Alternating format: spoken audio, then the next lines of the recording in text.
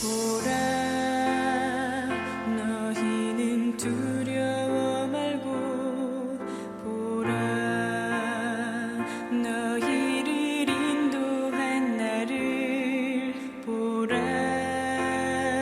너희는 지치지 말고 보라, 너희를 구원한 나를, 너희를 치던 저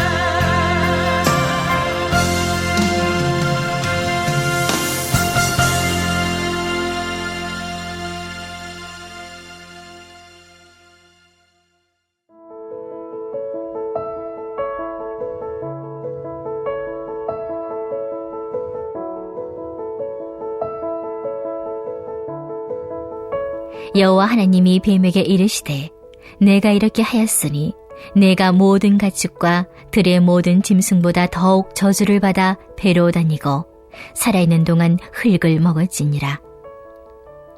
내가 너로 여자와 원수가 되게 하고 내 후손도 여자의 후손과 원수가 되게 하리니 여자의 후손은 내 머리를 상하게 할 것이요 너는 그의 발꿈치를 상하게 할 것이니라 하시고 또 여자에게 이르시되 내가 네게 임신하는 고통을 크게 더하리니 내가 수고하고 자식을 낳을 것이며 너는 남편을 원하고 남편은 너를 다스릴 것이니라 하시고 아담에게 이르시되 내가 내 아내의 말을 듣고 내가 네게 먹지 말라 한 나무의 열매를 먹었은즉 땅은 너로 말미암아 저주를 받고 너는 내 평생에 수고하여야 그 소산을 먹으리라. 땅이 내게 가시덤불과 엉겅퀴를 낼 것이라. 내가 먹을 것은 밭의 채소인즉 내가 흙으로 돌아갈 때까지 얼굴에 땀을 흘려야 먹을 것을 먹으리니 내가 그것에서 취함을 입었음이라. 너는 흙이니 흙으로 돌아갈 것이니라 하시니라. 아담이 그의 아내의 이름을 하와라 불렀으니 그는 모든 산자의 어머니가 됨이더라. 여호와 하나님이 아담과 그의 아내를 위하여 가죽옷을 지어 입히시니라. 여호와 하나님이 이르시되 보라 이 사람이 선악을 아는 일에 우리 중 하나같이 되었으니 그가 그의 손을 들어 생명나무 열매도 따먹고 영생할까 하노라 하시고 여호와 하나님이 에덴 동산에서 그를 내보내어 그의 근원이 된 땅을 갈게 하시니라. 이같이 하나님이 그 사람을 쫓아내시고 에덴 동산 동쪽에 그룹들과 두루 도는 불칼을 두어 생명나무의 길을 지키게 하시니라. 아멘. 가까운 지인에게 들은 이야기입니다. 오락실 아시죠? 요즘에는 찾기도 어려운데 예전에는 동네마다 하나씩 다 있었죠. 마땅한 놀이도 별로 없었는데 이 오락실 게임을 접하고 나니까 신세계입니다. 그리고 이 게임이라는 게 한번 하고 나면 그냥 끝내게 만들지 않죠. 매번 아쉽고 더 하고 싶게 만들어 놨습니다. 가뜩이나 이 적은 용돈으로 적은 용돈을 게임으로 다 날렸어요. 이쯤에서 이 빈 주머니 보고 후회해야 하는데 후회보다 아쉬움이 남습니다. 내가 그때 이렇게 했으면 죽지 않았을 텐데. 어떻게 한 번만 더 하면 잘할 수 있을 것 같은데. 이 아쉬운 마음 되새기면서 집으로 돌아옵니다. 집으로 돌아오니 일 다녀오신 아빠가 코를 골며 주무시고 계시네요. 문득 이 아버지의 바지에 있는 돈이 생각이 납니다. 그리고요, 심장이 뛰기 시작하죠. 이 코 고는 소리보다 이 두근두근 하는 심장 소리가 더 커집니다. 그래, 이번에 한 번만? 이 아이 어떻게 됐을까요? 자, 이 이야기 듣는 부모님들 어떠신가요? 이 이야기 듣다 보니까 내 이야기 같지 않으세요? 어렸을 적 이야기 같지 않으세요? 또는요, 이 내 아이의 이야기 같지 않으신가요? 이런 경험이 있는 저나 또는 우리 여러분들 같은 경우 이미 마음의 준비를 해놓은 것이 있습니다. 우리 애가 처음 물건을 훔쳤을 때 어떻게 혼을 내지? 하고요. 그리고 심지어 미리 교육도 하지요. 이해가 되지 않는 나이인데 갑자기 너무 엄하게 호문을 내면 오히려 역효과가 날 수도 있기 때문이고요. 또 내가 잘못한 것에 대한 후회가 아니라 자칫하면 이 부모님이 나를 버렸다고 생각하게 되는 예민한 나이입니다. 원래 그런 나이야 라고 방치하면요, 이 버릇 커서 고치기 힘들어져요. 그래서요, 이 부모로서 조심조심해야 되고 이 사랑으로, 또 잘 모르겠지만 그래도 잘 가르쳐야 합니다. 이 두근두근, 이 돈을 훔칠 때의 아이의 심장 소리만큼이나 이 제대로 가르쳐야 하는 이 부모의 심장 소리도 크게 들리긴 마찬가지입니다. 우리 아이가 돈을 훔치면 이런 생각이 들죠. 드디어 때가 온 것인가? 오늘 본문으로 들어가 보겠습니다. 오늘 본문은 이 원시복음, 쉽게 표현하면요, 이 초기 복음으로 불리는 본문입니다. 정말 중요한 본문이기도 하고요. 많은 해석이 있습니다. 이 성서 전체를 읽는 내비게이션 역할을 하기 때문에 이게 잘못된 해석을 바탕으로 이해하면요, 이 성서 전체를 오해하게 되기도 합니다. 여기에서 이단이 많이 나오기도 했고요. 오늘 새벽이라는 짧은 시간 안에 많은 이야기를 나눌 수 없습니다. 그래서 오늘은 이 아버지의 복음이라는 제목으로, 그리고 그 주제를 중심으로 말씀을 나누려고 합니다. 이 어제에 이어서 오늘의 말씀은 이 죄에 대한 징계와 처벌에 대한 이야기입니다. 많은 것을 허락했지만 단 한 가지, 해서는 안 될 일을 저질렀습니다. 죽는다고 경고도 했습니다. 그러나 유혹에 넘어가 죄를 짓고야 맙니다. 이제는요, 경고했던 바로 그 처벌의 시간이 되었습니다. 다시 한번 말씀드리면 오늘은 이 처벌을, 예수 그리스도를 이 믿음으로 이 구원받은 우리가요, 이 우리를 사랑하시는 하나님 아버지의 마음으로 이 사건을 보는 것입니다. 먼저 뱀입니다. 14절에 여호와 하나님이 뱀에게 이르시되 내가 이렇게 하였으니, 내가 이렇게 하였으니, 하나님의 관점은 명확합니다.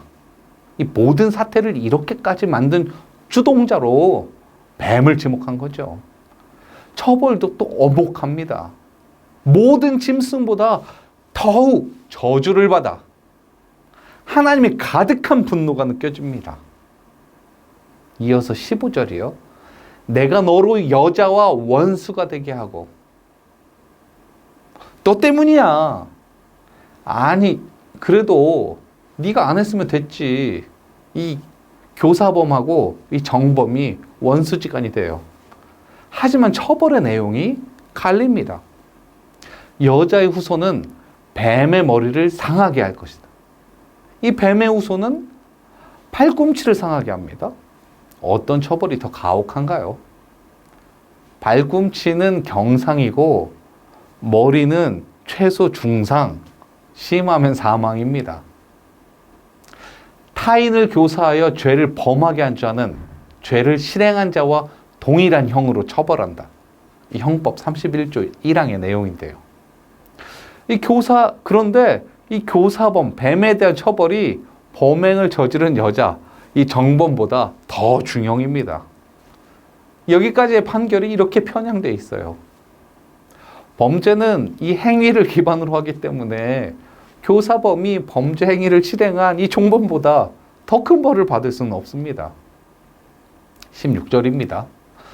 또 여자에게 이르시되 내가 내게 임신하는 고통을 크게 더하리니 내가 수고하고 자식을 낳을 것이며 너는 남편을 원하고 남편은 너를 다스릴 것이니라 하시고, 하나님은 여자에게 추가로 처벌을 내리시지요. 균형을 맞추신 듯 합니다. 이 외형상으로는 말이죠. 이 아담에 대한 처벌도 이어지는데요. 17절에 내 평생에 수고하여야 그 소산을 먹으리라. 이어서요, 후반절에 너는 흙이니 흙으로 돌아갈 것이니라 하시고. 자, 오늘 제목을 아버지의 복음이라고 말씀드렸습니다. 이 죄에 대한 처벌로 여자는 출산의 고통, 남자는 이 생산의 고통을 받게 되는데요. 한 가지 여러분에게 묻고 싶습니다. 여러분은 혹시 이 처벌이 있기 전 상황을 생각해 보신 적이 있으신가요? 창세기 1장 28절 초반 말씀입니다. 하나님이 그들에게 복을 주시며 하나님이 그들에게 이르시되 생육하고 번성하여 땅에 충만하라. 하나님은요, 이미 복을 주시면서 생육하고 번성하라고 하셨습니다. 이미 출산의 방법으로 16절, 이 임신은 이미 정해진 바입니다.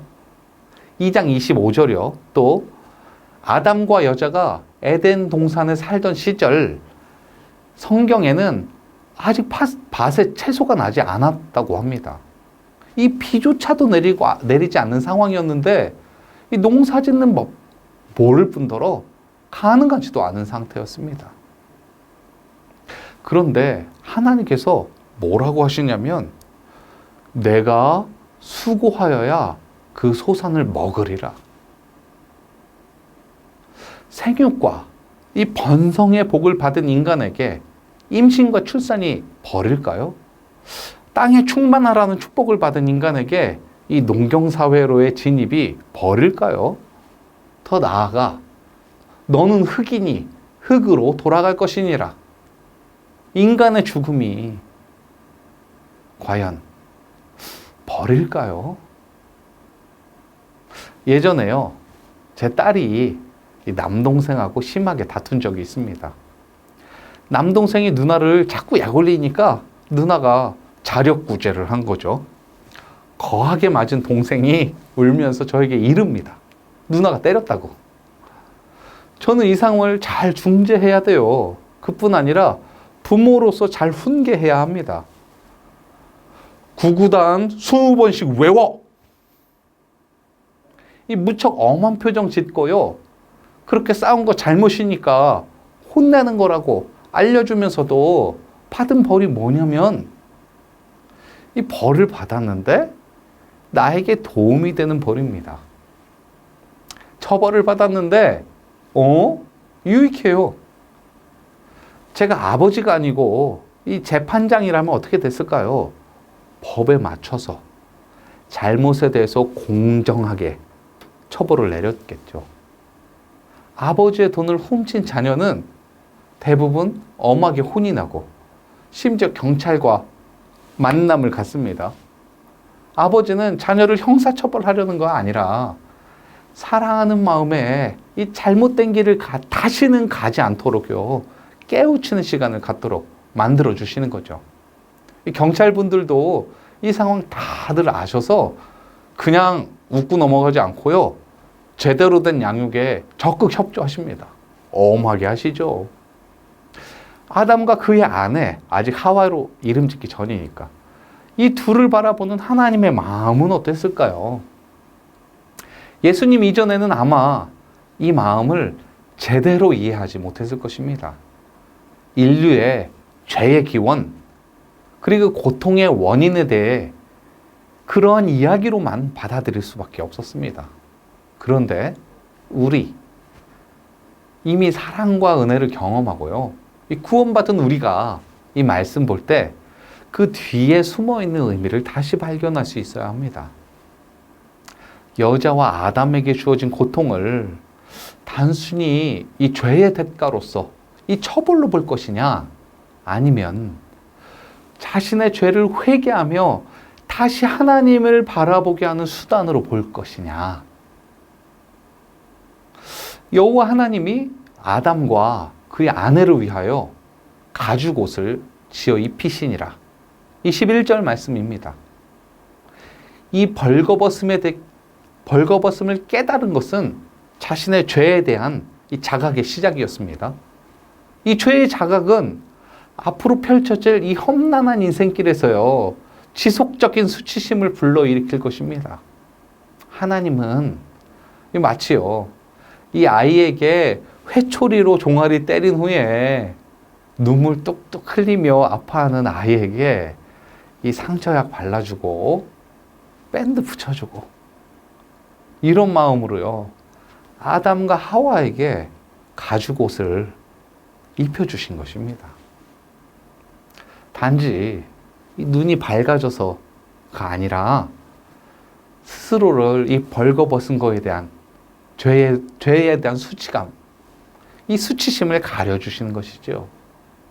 오늘 본문을 계기로 우리 믿음을 그리고 신앙을 되돌아보았으면 하는데요. 우리는 여전히 혹시요 이 심판자로서의 하나님만 기억하고 있지는 않은지요? 나의 신앙이 여전히 죄인인 나만 바라보고 있지 않은지요? 그래서 늘상 하나님 제가 잘못했어요. 또 잘못했네요. 이렇게 회개만 하고 살고 있지는 않은지요? 우리는 이 심판자로서의 하나님이 아니라 이제는요 우리 아버지 하나님을 바라보아야 합니다. 나의 잘못, 나의 치부를 바라보고 사는 것이 아니라 구원의 복음을 바라보고 살아야 합니다. 이제는 주 예수여 어서 오시옵소서 언제라도 이 고백할 수 있는 이 순간 모든 것이 만약에 멈추어도 아쉽지 않은 믿음의 고백할 수 있는 우리 전주 안디옥 교회 여러분 되시기를 소망합니다. 우리 함께 기도하시겠습니다. 우리 기도하실 때는요, 하나님 아버지의 마음을 더욱더 깊이 알게 하옵소서. 그 사랑 알게 하옵소서. 두 번째는 이 사랑을 우리 이웃에게 전하는 선교사의 삶 살게 하옵소서. 세 번째는요, 선교지의 선교사님들에게 하나님의 사랑 더욱더 부어주셔서 베풀 수 있는 은혜 주시옵소서. 우리 이렇게 기도하시겠습니다. 기도하겠습니다.